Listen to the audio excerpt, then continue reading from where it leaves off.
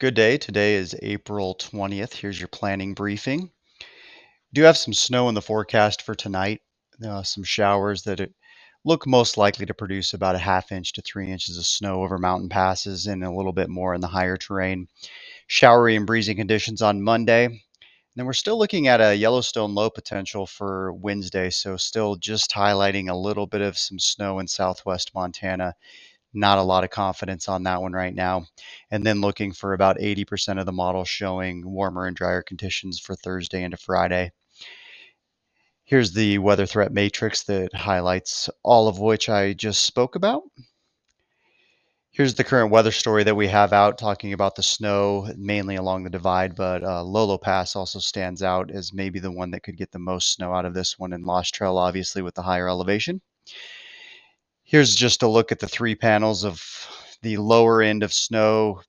A little hard to see some of the detail here, but this is more around like an inch of snow in the over mountain passes, and then a little bit more for the expected, and then the higher end is 3-ish inches of snow at pass level and a little bit higher, like I was showing for some of these favored areas in the mountains.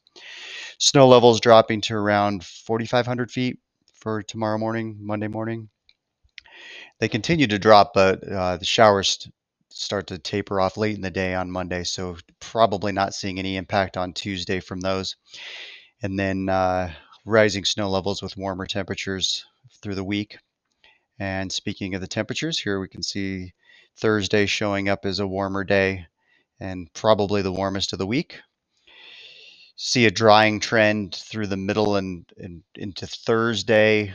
Thursday right now is looking like probably the driest day of the week. Still not completely conclusive on that, but here this shows those lower chances for precip, and then we start to introduce chances again by later in the day on Friday.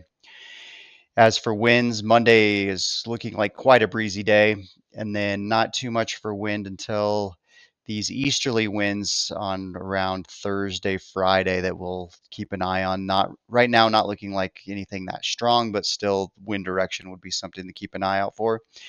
Cloud cover decreases, especially on Thursday, and then going back into cloud cover and showers for the end of the week. Minimum relative humidity show up as drier on Thursday.